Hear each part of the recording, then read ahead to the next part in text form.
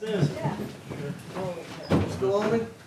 I pledge allegiance to the flag of the United States of America and to the republic for which it stands, one nation, under God, indivisible, with liberty and justice for all.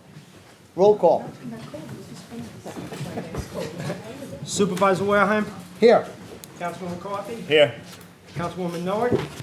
Councilman Loman. Yeah. Okay, I'd like to welcome everyone to our 2:00 p.m. board meeting today. Thank you for attending. Before we start the agenda, we have a number of awards that we're going to be giving out today, and we're going to start with an animal shelter volunteer that Nicole has an award that we're going to give to one of our animal shelter volunteers. Thank you, Supervisor. So this is a long time coming. We at the town of Smithtown have many wonderful volunteers, some of them young students who take up community service for credits. Our youth bureau does amazing work, but the unsung heroes of the animal world in the township are our Smithtown Animal Shelter volunteers. And with the new leadership and expanding the volunteer program, Councilwoman Inzerillo and our director, Lee Wixton, thought it was appropriate that we recognize our longest-serving volunteer, and that's Dave Masson. And with that, I would like Dave to come on up, and we're going to present this certificate of appreciation.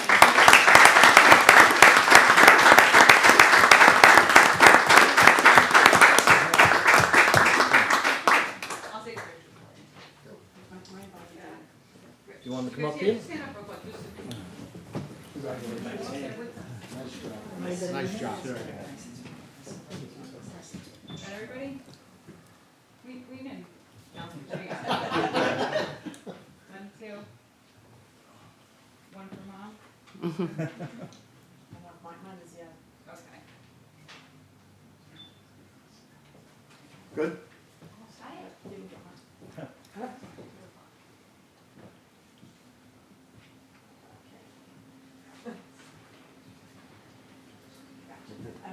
Thank you, Dave.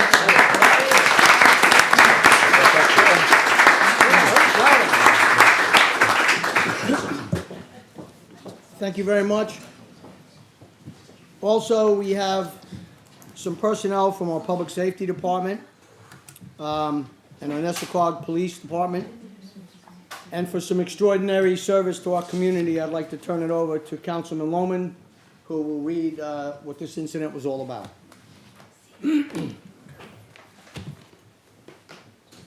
Good afternoon. On Monday morning, January 20th, at approximately 7:55 hours, the Suffolk County Police dispatchers notified Nessacog Village Police Department, as well as the Smithtown Department of Public Safety, of a boater in distress in the vicinity of Long Beach, our town park. The complainant that called in was identified as a Timothy DeWitt of Rocky Point, New Hampshire, who was duck hunting when he fell from his kayak while attempting to retrieve a duck that he had shot. Due to 25-mile-an-hour winds and a very strong tide that morning, Mr. DeWitt became separated from his kayak, and the water depth prevented him from making his way back to the vessel, stranding him on a marsh sandbar. Fortunately for Mr. DeWitt, his cell phone, which was wet and frozen from falling into the water, was still able to work and allowed him to call 911 for help. Smithtown Public Safety officers, Bay Constable Dave Rosenberg, Park Ranger Pat Buckley, and Joseph Arugula, and Nessacog Village Police Officer Matt Cameron responded to the location where they observed Mr. DeWitt in the marsh just south of Long Beach parking lot. The officers boarded vessel S-256, and they were able to make their way to Mr. DeWitt, where they were able to assist him onto the vessel. Despite being cold and wet, Mr. DeWitt was in good condition and refused medical attention.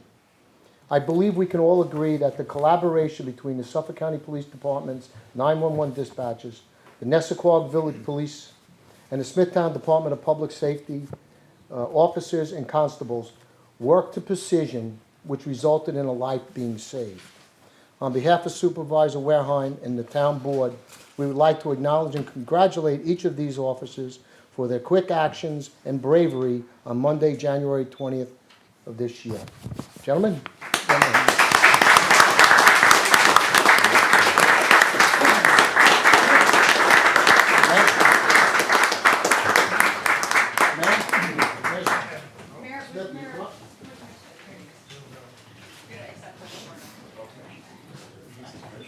Officer Cameron was unable to be here today as he's actually working for the county police right now.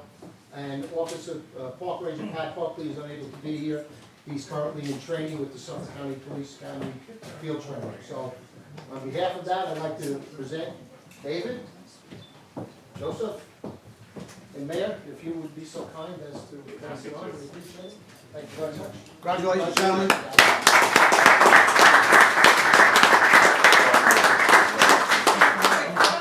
Quick photo.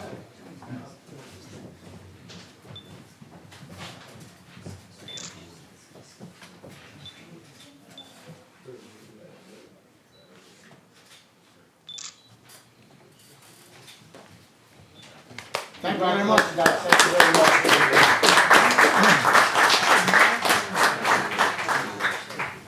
Okay, thank you, gentlemen. We'll move to Captain Coach, our 4th Precinct reports. Thank you very much.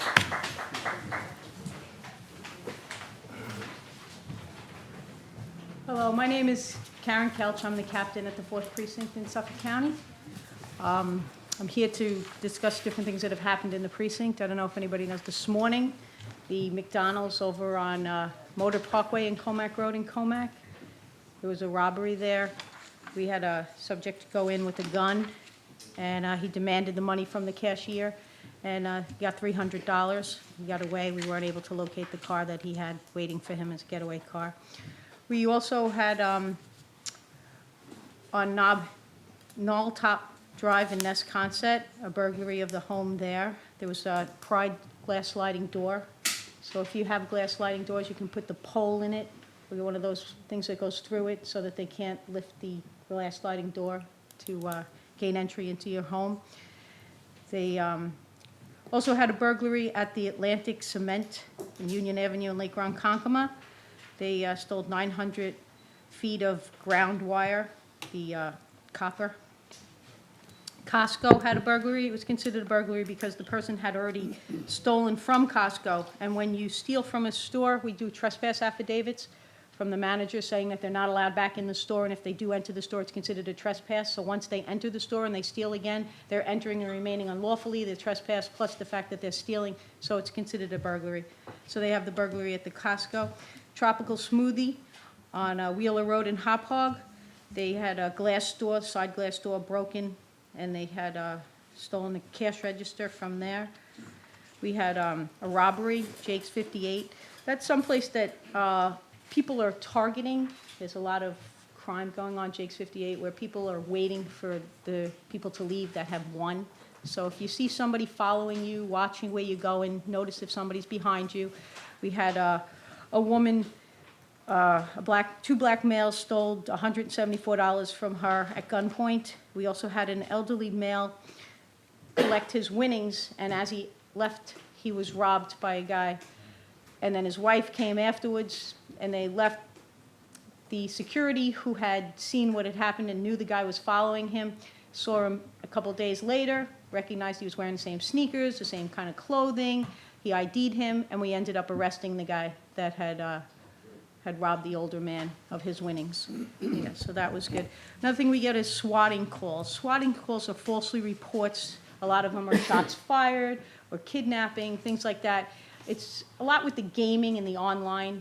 They come over our 911 system. We go flying over there thinking somebody's kidnapped or somebody shot somebody. We've had them at the Target, the Walmart, people's homes. And it's something that we're trying to prevent from happening. But just so you know, it's out there. They're swatting calls. They're usually false, but we don't know until we arrive at the scene that they're false. So when we come running into a store or a location with our guns out and we're telling everybody, get down, don't move, just do what you're told to do, and we'll discuss it later, because we're under the impression that somebody is shot, that somebody's there with guns, and we need you to just cooperate at the moment so that we can get the situation resolved. These swatting calls are mostly false, but we don't know that, and we don't want anybody accidentally getting hurt before we find out what the circumstances are for the call. Okay. We have St. Patrick's Day Parade. There's one in Kings Park on March 7th at 12 o'clock. Over on Church Street, it's ending at the middle school, and it's starting on Lou. We also have one on March 14th in St. James. It's ending at the gazebo, and it's starting at Smithtown High School East on Woodlawn. There's a 15K run, Frank Toto Memorial, the Discovery Nursery School on Lawrence Road in Kings Park. It's having that. And there's a St. Patrick's Day Parade in Ronkonkoma on March 22nd at 11 o'clock on Holbrook Patchogue Road. They have a communication called Nixle. I don't know how many people have signed up for it, but it's a free service the Suffolk County Police Department has for people who want to stay up on what's going on. They give us notices about crime information, outreach, it's safety tips, missing persons. So if something happens where there's a robbery, a burglary, some kind of closing because of an accident that's going to take a while, like a fatal or serious physical injury, they will put this information out on Nixle. And you can get notified from Facebook, Twitter, emails, text messages. If you go on www.suffolkcountypd.org website, you click the sign up for the Nixle, and you can sign up that way. Or you can take your cell phone and simply enter your zip code to 888-777, and then you'll be alerted whenever there's anything that they need on the Nixle. We also have the Cancel the Keg hotline. So if you hear of any parties that anybody's throwing where there's kids that they're going to be drinking, you can notify us in advance. And it's unclassified misdemeanor for the first time, fine not to exceed $500, and then the next time it's still an unclassified misdemeanor, but the fine is $1,000. If you want to check around your home, since we're having these burglaries, things that you want to check for, you want to have a deadbolt on your doors. Make sure you keep them locked. If you have glass that's near your door, you do not want to have the kind of deadbolt that you can turn. You want to have one with a key in the backside so that if they break the door, they can't just stick their arm in and turn the knob. And if there is a key in it, don't leave the key in it. Keep it out, but keep the key close enough so that if there is a fire and you need to get out of the house, you can reach it in emergencies.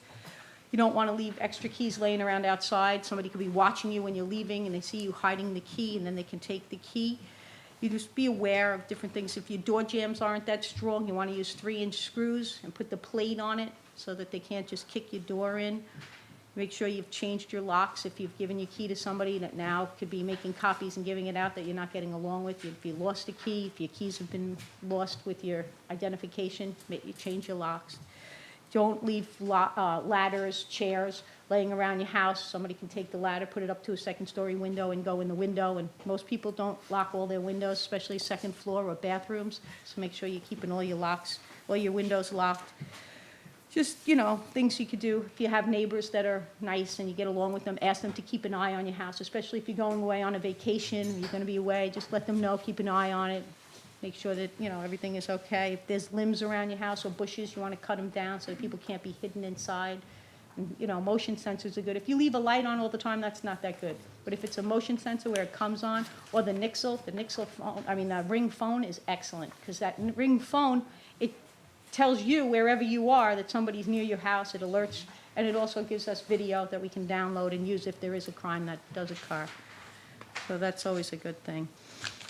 And if there's ever anything that I can do, I'm here to help in any way. So if you want to take my phone number down, it's 631-854-8405. I'm right here at the 4th Precinct, and we're here, we're a friendly police department, we want to help, so if there is anything that you need, anything we can help in any way, don't hesitate to call me anytime. Okay. Thank you. Thank you, Captain. Thank you very much. Okay, we'll move to the agenda. We'll start sitting as the Board of Water Commissioners. Madam Clerk? Okay. Minutes approval of the Board of Water meeting from February 4th, 2020. The Town Board of Water Commissions to authorize the following. 1, 2, and 5 are increases or decreases for the controller. 3 and 4 are promotions to Maintenance Mechanic 1 in the Smithtown Water District for Matthew Lush and Michael Iea. Number 6 is to change order number 2 to the agreement for design services for the sewering and water main of Lake Avenue with H2M Architects and Engineering. And finally, an unpaid leave of absence for an employee in the St. James Water District not to exceed 3 months, retroactive to February 14th, 2020. Councilman Lohman, Yes. Councilwoman Noah. Yes. Councilman McCarthy, Yes. Supervisor Wareheim. Yes. That concludes Water District business. We will reconvene as Town Board, and we'll start with the agenda. The supervisor's appointment of Lynn Adolphus to the Youth Advisory Bureau from the term of office from March 4th, 2020 to December 31st, 2021. Correspondence. Smithtown Festival Day for Sunday, June 7th, 2020. Wisconsin Athletic Association Opening Day Parade, Saturday, April 25th, 2020. And the Donald C. Monroe American Legion Post 944 Memorial Day Parade on Monday, May 25th, 2020. Does anyone in the audience wish to be heard on any of these special events? None being, we can move on. The first is a public hearing for the town board to consider amending the conditions of a change of zone petition 92-2 to permit the increase of generation of wastewater.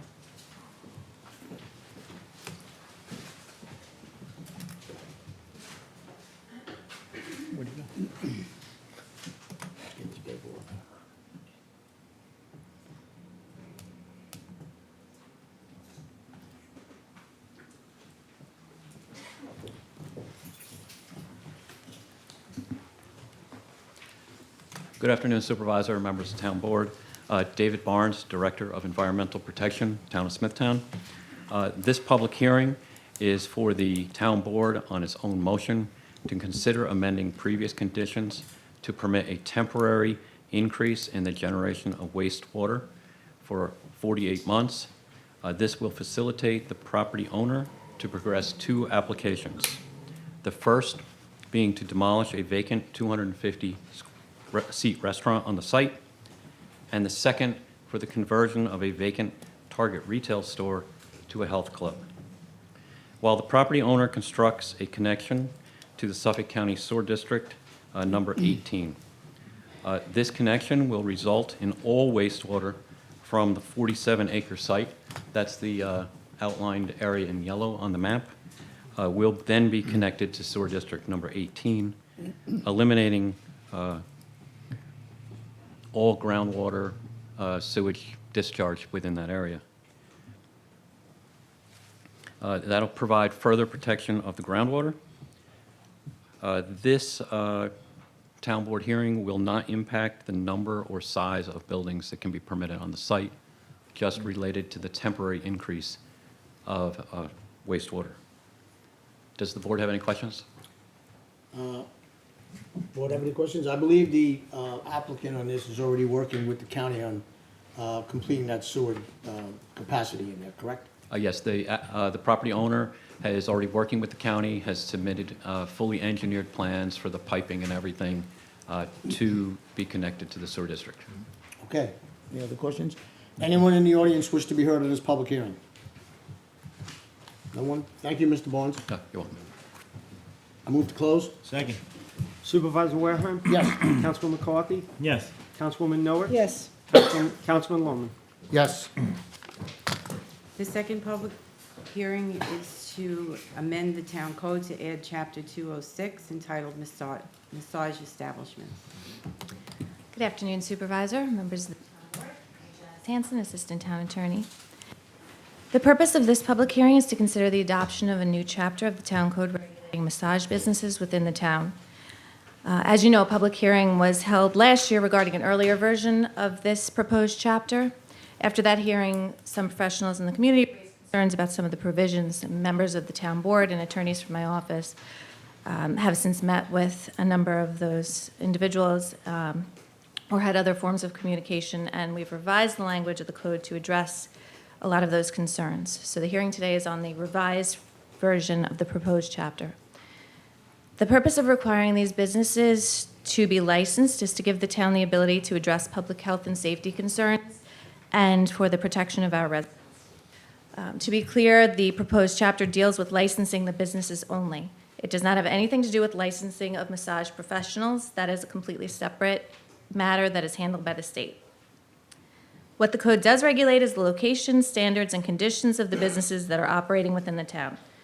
It allows the town to protect its residents from illegitimate businesses that hold themselves out to be massage establishments when the individuals working there are in fact not licensed and are not authorized to practice massage therapy in the state.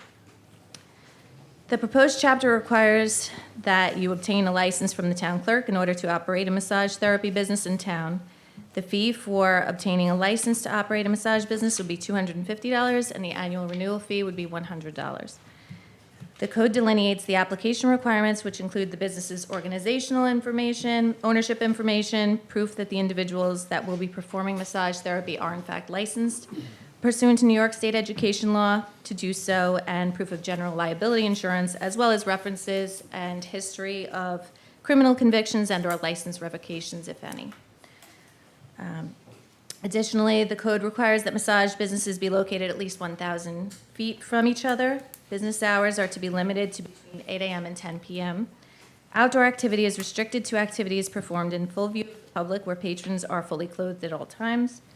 All individuals performing massage therapy must have their licenses on the premises so that they are available for viewing upon request, and all businesses must adhere to certain sanitary conditions. Several exemptions to the requirements of the chapter are listed. Those exemptions, which include medical practitioners and professional trainers working for athletic associations or university, among others, are exempt because they are not operating massage therapy businesses in the town. Again, the town is not regulating the practice of massage therapy, just the operation of those businesses within the town, as it is done with some other types of businesses. So unless there are any questions, that concludes my presentation. Thank you, Counselor. Any questions by the board? No. I believe there's some folks that want to be heard on this. Be mindful the 3-minute rule is in effect. When you hear the tone, you have 1 minute left to make your presentation, and welcome up to the podium. Grace McCarthy.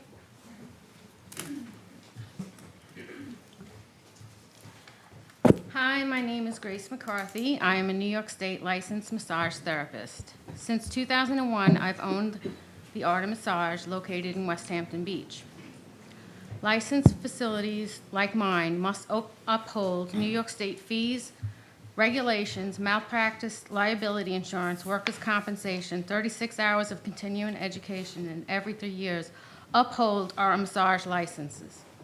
Over the years, as an advocate for licensed massage therapists, I've shared my concerns with Senator Laval and Assemblyman Fred Thiel. Imposing stricter regulations and fees on legitimate law-abiding massage establishments is not the answer to weed out rogue massage foot spas. Amending our current laws is paramount to make meaningful change to our current laws riddled with loopholes. In recent years, New York State has passively let unlicensed massage shops, foot spas crop up on every corner. These unlicensed individuals use their appearance enhancement license as a loophole to practice massage therapy, which is out of their scope of practice.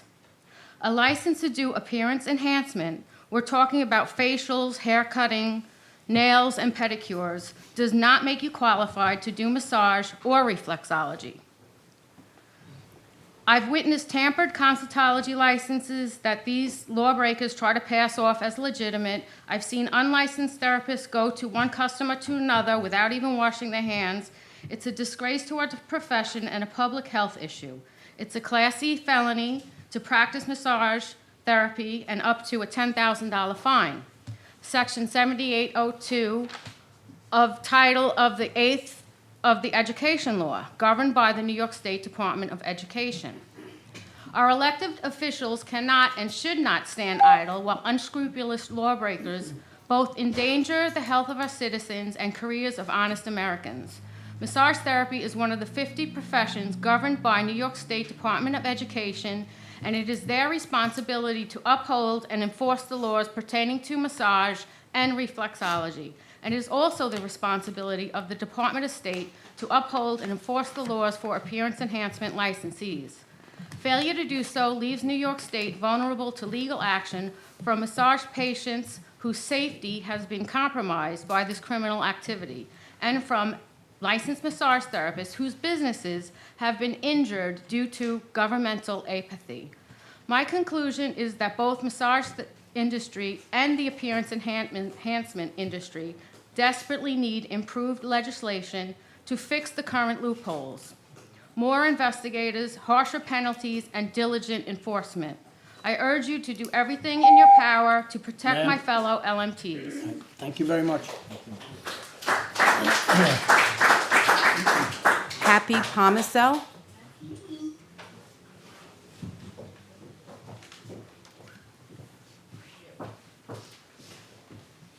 Hi, Town Council, Supervisor, hi, Happy Pomicel.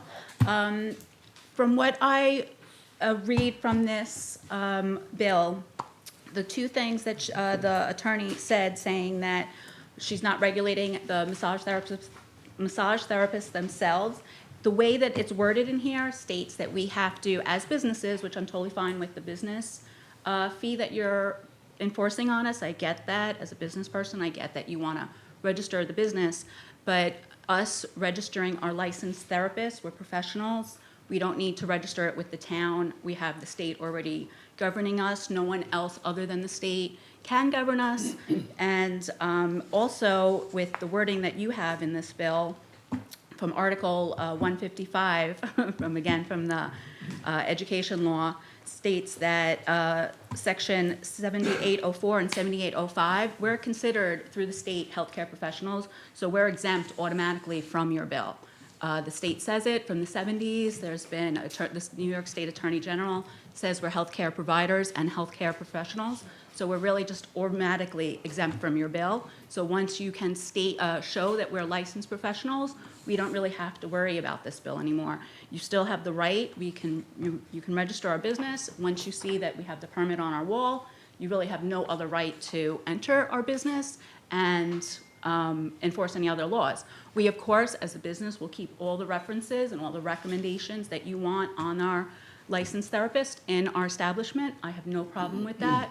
New York State has a photo ID that is an extra $30 when you register. You can make that mandatory if you want. I know that I will pay for all my therapists themselves to have it in my establishment. But other than that, you really were exempt from your bill. I think that's it. I'm a little nervous, so I apologize. But those are the only two things I wanted to bring up, that you really have no right to regulate us as health professionals, and New York State says we are health professionals. Thank you, ma'am. Good. I'm not sure if this is Kristen Bamonte.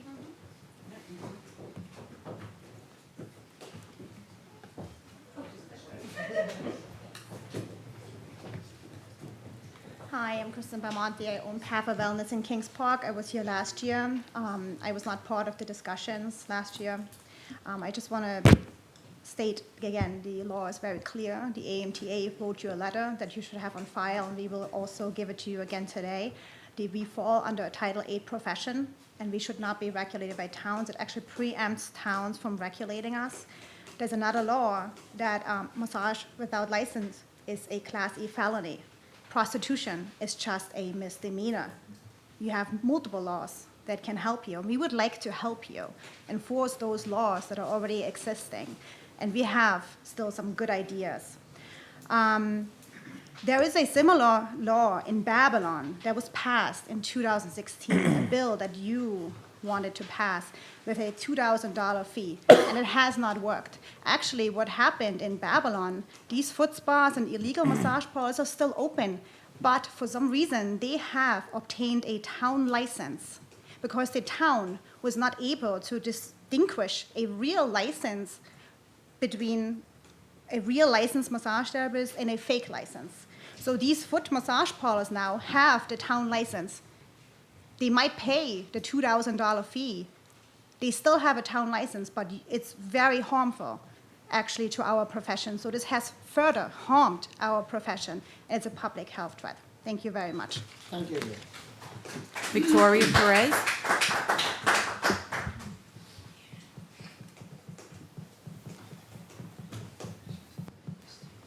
Thank you for the attention to this matter. Wasn't prepared to speak today, but I am a massage therapist since 1991, And we've been dealing with this with the DA for years. And now I'm an empty nester and have to get my daughter through college. And I actually looked into the town of Babylon. Just by chance, I actually walked into one of these establishments that have this certification. This woman who I thought, I was like, great, a new massage therapist on the block. I could go in and get a legitimate massage when one of my associates doesn't have time to treat me. I went in, wanted to make an appointment. Instantly, the hair behind, the back of my neck was raised. The lack of the language, and that's fine because she could have been the proprietor. I was like, can I speak to one of your other therapists? I have some issues with my neck. Oh, they're not here. They're all out to lunch. Okay, can I make an appointment to speak to them? I'll have them call you. I'm still waiting. And she offered her massage. I was like, but you're not licensed. I have a certification from the town. I just went with it. Asked her a whole bunch of other questions. Found out that it's a $2,000 fee now to work in my town. Called up the town.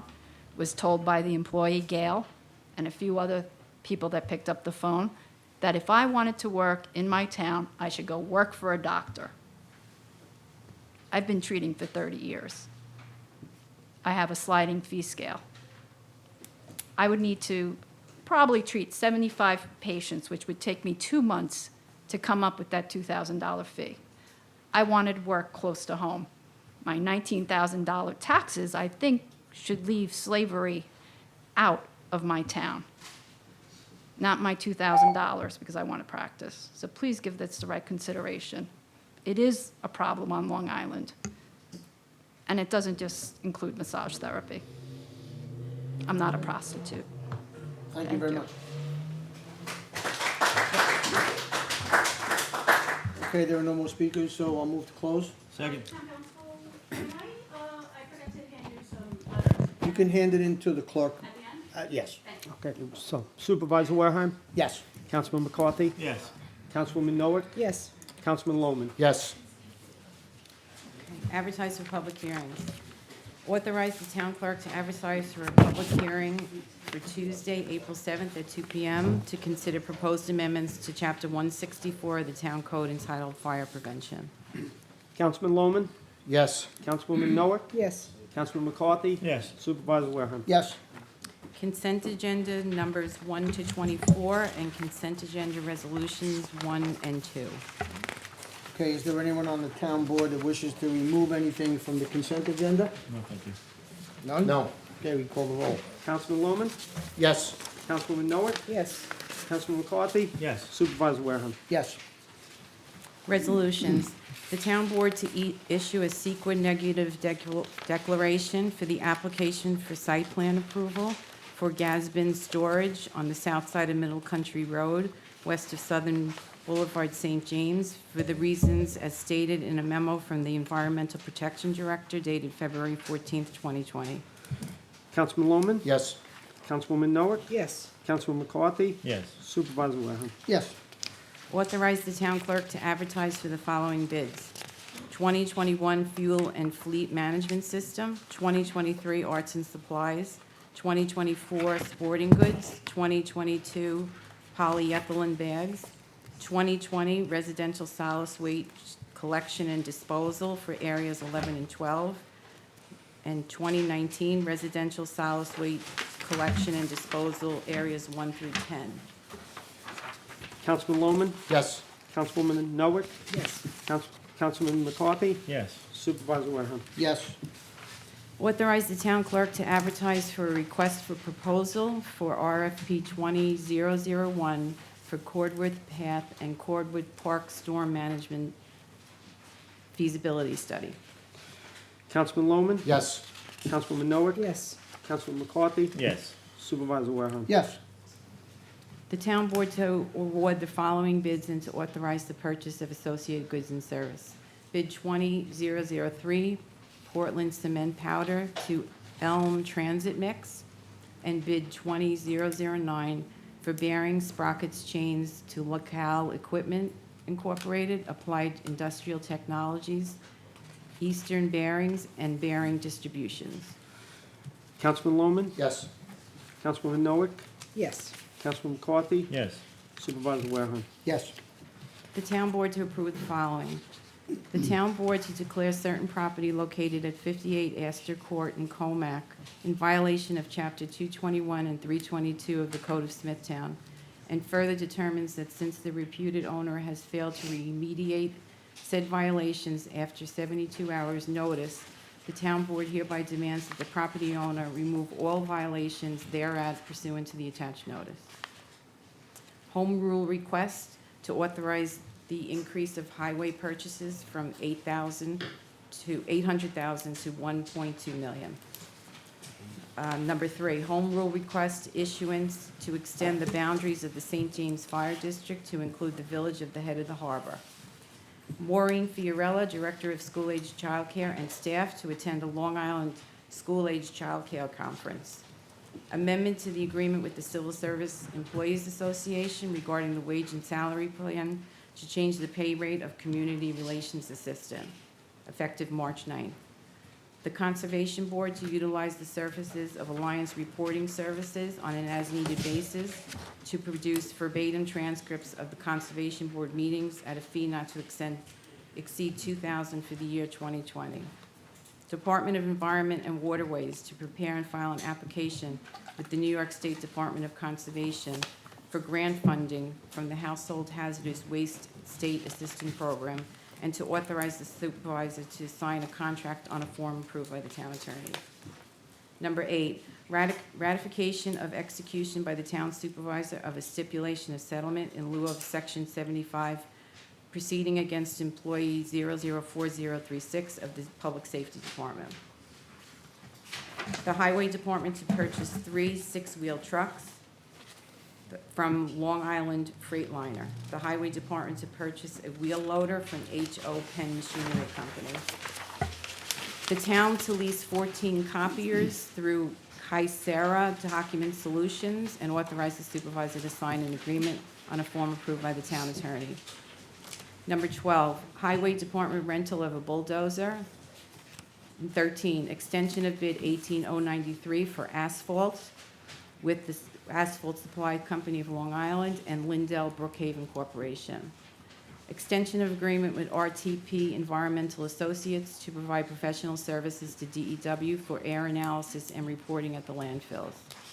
Extension of agreement with FPM Group Ltd. for the 2020 reporting period to provide professional services for the Department of Environment and Waterways in connection with quarterly and annual reporting for the Municipal Service Facility, Phase 1, Cells 1 to 5, and Phase 2, Cells 6 landfill areas. 16, extension of bid 19084 for removal and processing of curbside recyclables with Winter Brothers and Great Northern Fibers. Extension of bid 18025 for athletic field clay with Custom Clay. Extension of agreement with Huntington Hearing and Speech Center through December 31st, 2020 to perform OSHA-required hearing conservation services as needed for the employees of the Town Department of Environment and Waterways. Extension of bid 18028 for plumbing services with Macaron Plumbing.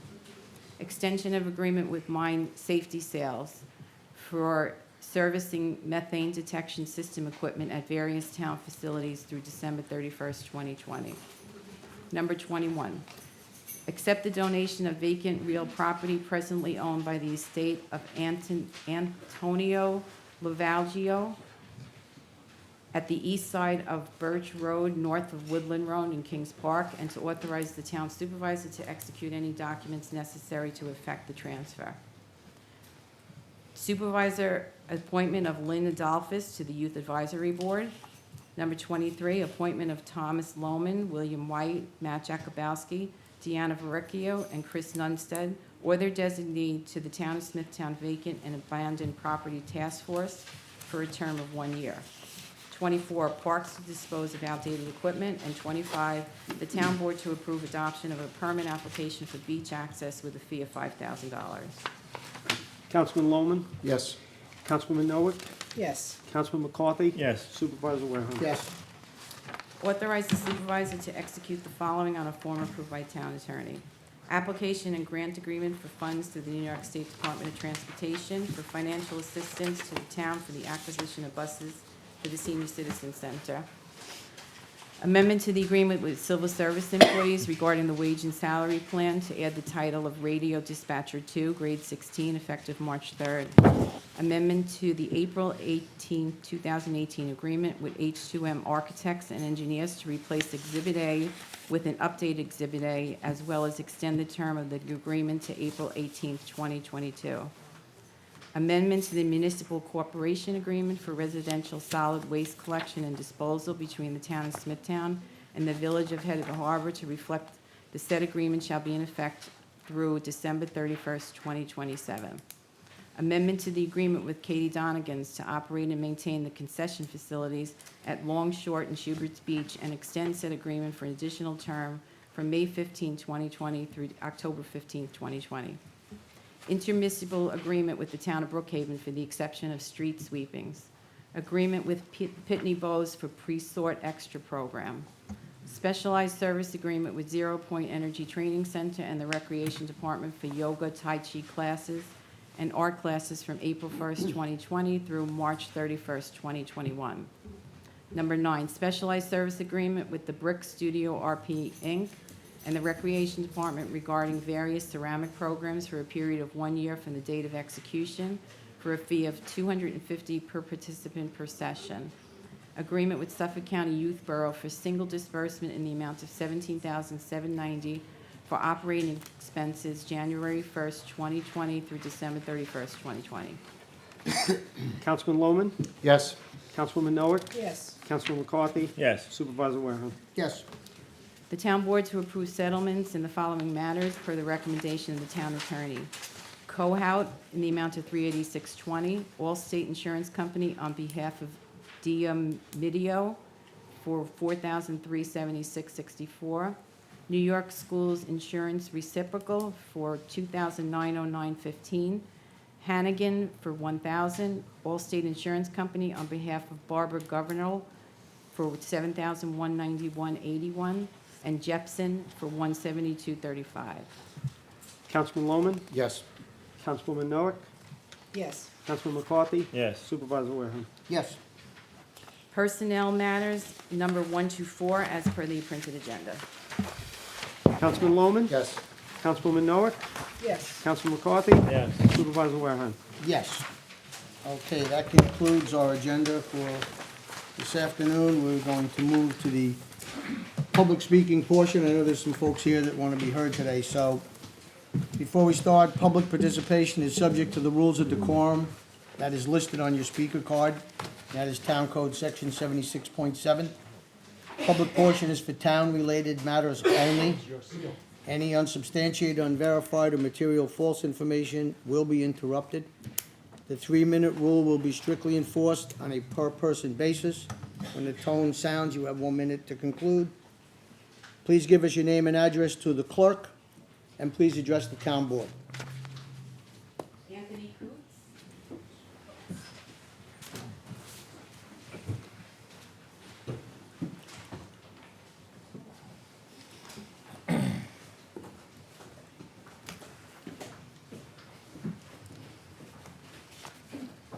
It's actually Anthony Coates, so that's okay. C-O-A-T-E-S. Mr. Supervisor, members of the town board, my name is Anthony Coates. I live in Head of the Harbor. My grandfather was a very tough guy. He did a few stints on naval destroyers. He was a Golden Gloves boxer. And when I was growing up, whenever I needed a kick in the posterior to do my homework or chores or exercise or something I really didn't want to deal with, my grandfather would say, "It's not that you can't do it, it's that you don't want to do it." And his gaze alone was always good for getting me on the right path and into action. And so it is today between the town board and the people who teach our children. We can pay them a fair wage, but so far we have chosen not to do it.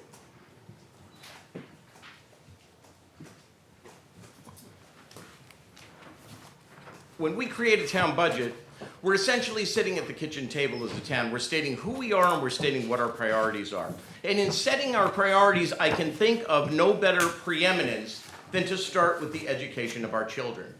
When I was a boy, and you were a boy, Mr. Supervisor, members of the town board, it was a very different time. In our day, we could rely on one breadwinner. But today, the truth of life on Long Island is that we work hard to pay taxes and high utility rates and insurance and health care. And most households need 2 salaries these days, and sometimes 3, just to make ends meet. And if we're looking to attract young professionals, as we say, or keep our children here, they will require daycare and after-school care. That is the reality of today. I think it's important that as a town board, we recognize that a teacher affects eternity. You never know where their influence will end. I know in my own life, to this day, I remain friends with a teacher from 5th grade and 8th grade. And all these years later, I treasured the lessons that I continue to learn from them. As Yeats said, education is not the filling of a pail, but the lighting of a fire. So how can anything compete to be such a budget priority? Mr. Supervisor, salary increases for elected officials, paid public relations, expensive consultants, which have been approved in today's agenda. These priorities are puny and pale when it comes to the pittance that our town educators are asking for. All we are asking is to bring these people up to minimum wage. I don't think that's a lot to ask for people that will affect the minds and children of the future. As my grandfather would say, you can do it, you just haven't wanted to do it. I ask that you dig deeper, reassess your budget, rearrange your priorities, and find those few extra dollars that will ignite a fire in our children. Thank you. Thank you, Mr. Coates. Phyllis Hart. Before we get to the next speaker, just for clarification, Mr. Coates, I believe you're speaking about our school-age childcare program? Correct. Okay, well, thank you for bringing that to our attention.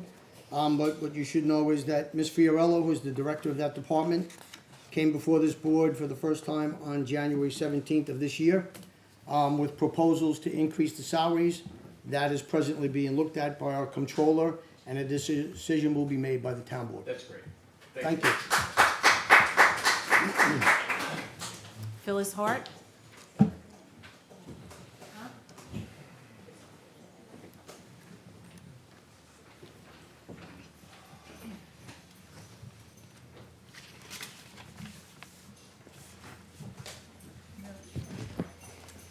Just going to piggyback on what Tony had to say. My name is Phyllis Hart. I'm from Wisconsin. I am the Vice President of We Are Smithtown. Good afternoon, Supervisor Werheim, members of Town Council. I'd like to read the following statement into the record from the President of We Are Smithtown, James Bugalis. We recently learned that there are teacher assistants working in our school-age children care program, SACC, who are complaining of making less than the minimum wage, which went up to $1 per hour at the start of this year to $13 an hour. We are not sure how this town council found itself in this position, refusing to pay the bare minimum to the skilled people who care for our children. But we are hopeful that this error will be promptly corrected. The teacher assistants say they have been denied the raise on grounds that the town is not required to pay minimum wage to them. The question is whether there is a legal loophole or why do we even want to exploit it? The SACC program is run by the town of Smithtown and promises an affordable, quality child care program in a safe, caring, and nurturing environment. Refusing to pay even the minimum wage is hardly consistent with the goal of recruiting and maintaining the right kind of people that will care for our children. The teachers' assistants who get up early to work shifts prior to school and at the end of the day provide a tremendous service to the families of the town of Smithtown and deserve more respect from this town council. It is unfathomable when we find ourselves in a position where kids working at the local burger joints are making more per hour than our child care workers. But apparently in Smithtown, anything goes. James Bugalis. I will reiterate what I said before for the record. I just need to put that into the record. I believe, well, you could, that's wonderful, but you're talking about a previous administration. The first time we were notified, this town board, was January 17th of 2020, by the department director about inquiries about salary increases. And we have immediately gone to work on those increases. We're working with our controller and the budget. For every $1 an hour we give to a seasonal or part-time worker, it costs you and me, the taxpayer, $75,000 for every dollar we raise it. So it's a budget issue. I believe we will be able to accomplish this for these folks, and can't agree more with Mr. Coates and yourself on how important they are, but we are working on it. Thomas Attica.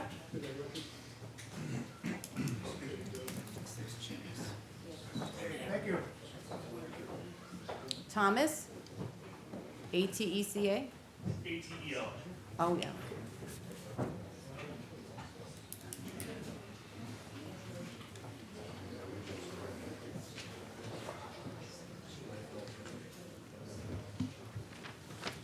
Supervisor, Councilman, my name's Tom Atella, and I'm here about the Gyrodyne property. I have a home in the community, and I'm also a local business owner. I understand that people are afraid of this project. It's natural not to want it in my backyard or change. It's just part of life. I think this project would be good for the community. It'll stimulate the economy. It'll help offset the school taxes. That property isn't going to lie vacant forever. I mean, if they don't build this, they're going to build something else. This has a very small impact on the people that live there. All the impact is positive. In life and business, I learned that change is going to come no matter what. So we're picking a change that's good for the community, and I'm behind the board 100%, and I think they're doing a great job. And I just came out today to support it. Thank you very much. Thank you. Patricia Clark. Patricia Clark.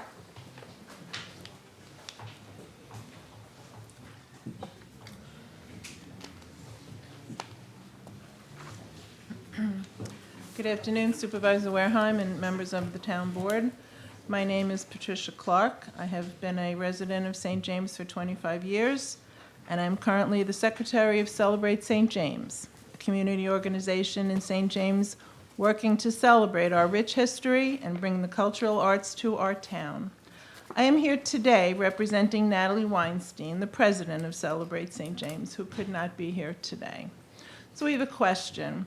What has this administration done for St. James? The St. James community rose like a phoenix on January of 2018 when Ed Wareheim became the supervisor of the Smithtown supervisor. And his administration and this town council began working overtime. From day one, progress was their watchword, not only in St. James, but in every part of Smithtown. The year that this administration took office, Celebrate St. James was born as well. In the time between then and now, the dream of the revitalization of our community has advanced light years. We have seen for the first time in 40 years the results of what a positive working relationship between a community and its government can accomplish.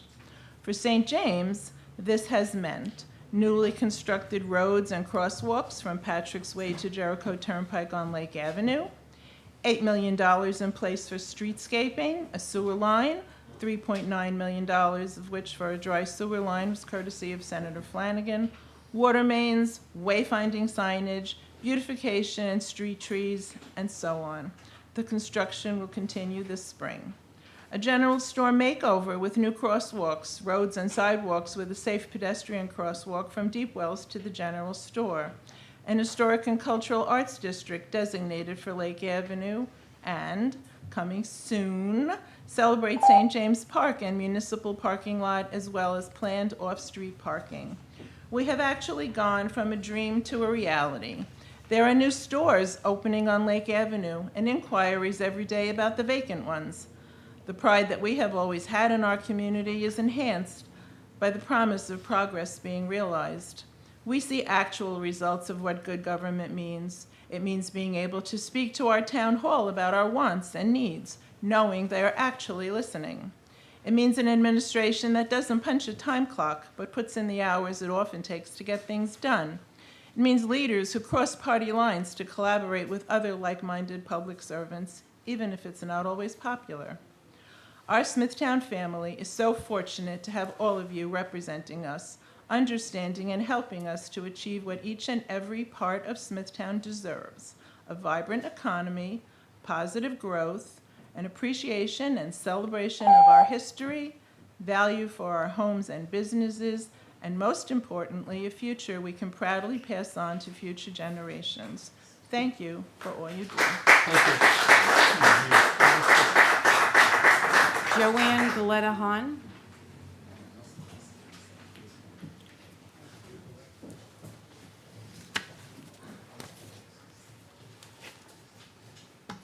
Good afternoon, Supervisor Wareheim and the Town Board of Smithtown. My name is Joanne Galetta Hahn, and I'm here representing the Leo P. Ostable Kings Park Heritage Museum. I have to thank everybody that's been complimenting the town of Smithtown and this new team, this new board. It's absolutely everything you said, ditto. And that's exactly what I'm here for today.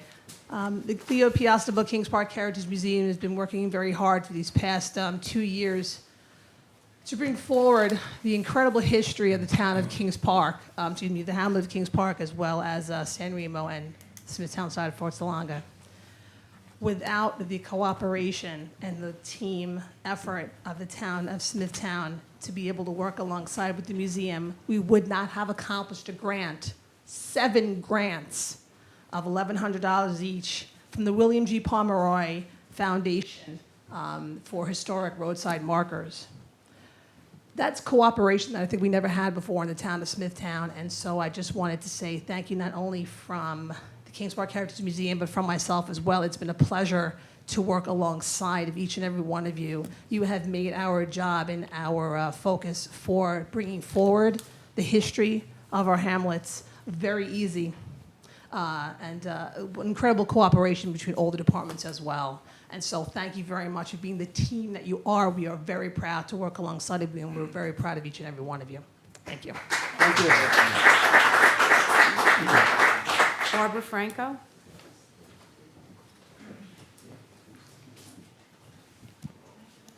Thank you for the opportunity to come before you, Supervisor Wareheim and the Town Council.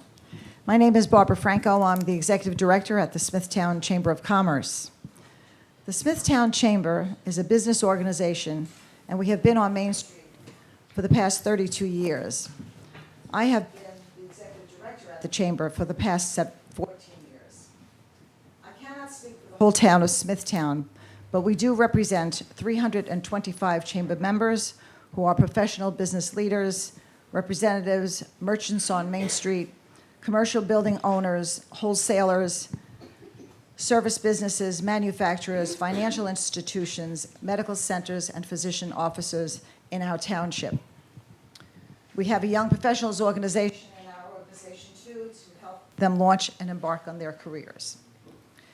The Chamber, in partnership with our town leaders, welcome new businesses at our grand openings and ribbon-cutting ceremonies. We help them with press releases and publicity to help them launch and introduce them to our new communities. Our records show that we have welcomed more new businesses in Smithtown in the last 2 years than ever before, about 20 to 25 for 2 years in a row for the past 2 years in Smithtown on Main Street. If that isn't progressive, I'm not sure what is. Some of the new business openings just right now in Smithtown that we've heard about this year is Sweetwater's Coffee and Tea, Douglas Elliman's new property in real estate, La Familia Restaurant last year reconstructed the entire building, Hip Chicks Clothing, Polished Nail Bar on Main Street, A&R Workshop, Studio and Boutique, and the new Japanese Noodle Restaurant on Main Street too. And $1 million investment from our new Stop and Shop that is very profitable in Smithtown. Our former concrete plant is now soon to be the CarMax. With regard to our business district revitalization, there are just too many to name at this time. The 150 parking spaces behind the Bellamy Shopping Center we are welcoming, and it is a $500,000 improvement to our business district. Walkable communities, Smithtown has launched finally a housing project over 24 months ago. This project was unimaginable 2 years ago. The lots on Maple and Main construction is is beginning this spring. How exciting, how wonderful to bring shoppers back to Smithtown. And great for the people who live here.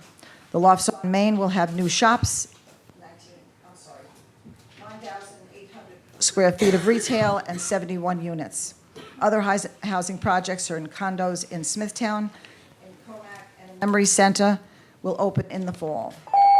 The Smithtown Chamber. Franco, you're gonna have to wrap it up, please. I'm sorry, the Smithtown Chamber major events in Smithtown with the cooperation of every department and leadership in Smithtown.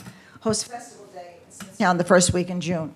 We attract 12,000 visitors, and it's a celebration of our town and the largest thing that Smithtown does. We host a 5K run with donations to Angela's House. We host a fashion show with donations to the Smithtown Food Pantry, and a golf outing with the donations to the 9/11 Responders Park in Wisconsin. Restaurant Week in March hosts 26 restaurants in town. And Smithtown. Now, you're gonna have to finish up. Yes. Okay, I'm sorry, 3 minutes are up. Center of town, 15 years ago, park. Thank you. With tremendous outreach to our Ms. Franco, community. you're That's gonna it. have to- Okay. Thank you very much. John Zolo. Just shows you can't stop Barbara.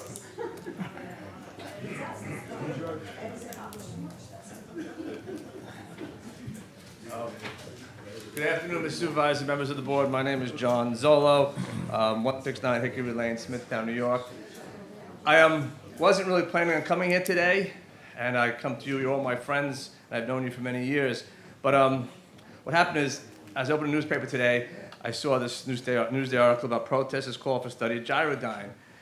And I spoke to the legislature meeting a couple of weeks ago, and when I saw this in the paper, I said, oh, today's Tuesday, it's town board, let me just come. Just to mention that over the last several days, I've been up and back to Stony Brook University Hospital, and I said to myself, we got a city within a city. You go on Nichols Road, you go on Nesconset Highway, there's traffic all over the place. And this was all done, most of it was done through environmental review processes. But what troubles me, and I said as a legislature in Suffolk and the county legislature, is that the legislature is stepping into the area where they don't belong. Whether Gyrodyne is successful in getting their approvals, I have no horse in this race. But what bothers me is I see the legislature taking this on. I see it as politics, that the environmental review process addresses all the issues that are being raised or going to be raised or looking to be raised by the county. And it's waste of taxpayers' money and taxpayers' resources.